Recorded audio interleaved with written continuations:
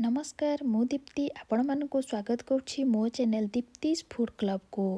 बेसी किछि न नहीं केवल आभोकाडो को नहीं बनैबा एक सुपर हेल्दी आभोकाडो टोस्ट। वीडियो भल लागिले लाइक करने सहित आपण फ्रेंड्स आउ रिलेटिव को सहित शेयर करंतु एवं एमिति नुआ नुआ वीडियो रो नोटिफिकेशन पाइबा पाए सब्सक्राइब कला परे पाखरि थिबा बेल आइकन को प्रेस करंतु। ताहले चलंतु आरंभ करिबा आजिर आभोकाडो टोस्ट। चलंतु प्रथमे आमे एहाकू काटिबा।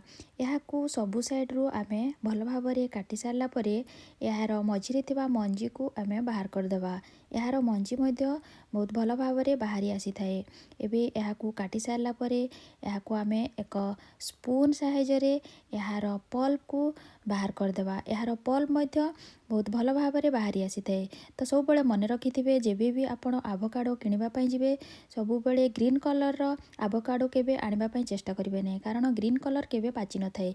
तो सेति पई आपण एभଳି कलर दिसुथिबा अथवा ब्राउन कलर थिबा आभोकाडो को आनिबे। एबे आमे एक बाउल रे एहार पल्प को नै एहाको भल भाबरे आमे मेश कर देबा। एमिति हिसाब रे मेश करि परिबे, नहले एहाकू पोटाटो मेशर रे मध्य आपण भल भाबरे मेश करि परिबे। तापर एथे आमे ऐड करिबा किछि ओनियन। एठारे मु 3 टेबल स्पून रो प्याज को ऐड करिछि। ता सहित देबा 2 टेबल स्पून टमाटो को देई सारला परे सेतिरे पुणी आमे देबा किछि ग्रीन चिली। एठारे मु हाफ टेबल स्पून रो ग्रीन चिली को ऐड करिछि। आपण चाहिले एहार मात्रा कम बेसी करि परिबे, नहले एहाकू स्किप मध्य करि परिबे। तापरे सेतिरे आमे ऐड करिबा किछि धनिया रो पत्र। एठारे मु 1 टेबल स्पून रो धनिया पत्र को नेछि। आपण चाहिले एहाकू बेसी मध्य नै परिबे। धनिया पत्र को देई सारला परे सेतिरे आमे देबा 2 टेबल स्पून रो लेंबू रस। एठारे मु 2 टेबल स्पून लेंबू रस को ऐड करिछि।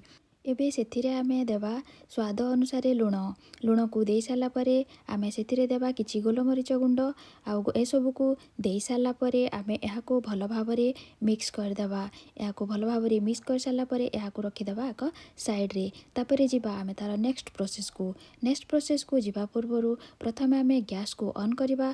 गैस ऑन कर सारला परे सेथिरे नेबा एक पैन हल्का गरम हला परे सेथिरे आमे ऐड करिबा किछि बटर। एटारे मु हाफ टेबल स्पून बटर नेछि। आपण चाहिले बटर नै पारिबे, नहले याको स्किप मध्य करि पारिबे। तापरे तावा हल्का गरम हे गला परे सेथिरे आमे ऐड करिबा मल्टीग्रेन रो ब्रेड को। आपण जे कोनोसी ब्रेड नै पारिबे।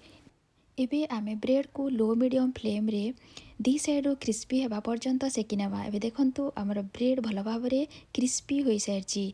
एबे एहाको मु मझिरु काटि नेछि। आपण चाहिले काटि कि नै पारिबे, नहले एहाको होल ब्रेड उपरे पेस्ट को लगाई पारिबे। एबे आमे सबु ब्रेड रे एभळे भाबरे ए पेस्ट को भल भाबरे लगाई देबा। देखंतु एबे रेडी होई सारछि हमर सुपर हेल्दी आभोकाडो रो टोस्ट। आपण मध्य एहाको बनांतु आ यार टेस्ट केमिति लागला मते कमेंट माध्यम रे जणांतु। ताहाले आज पई एतिकी पुणी देखा हबो आ एक सुपर हेल्दी रेसिपी सहित। सेति पर्यंत नमस्कार, जय जगन्नाथ, जय मां समले।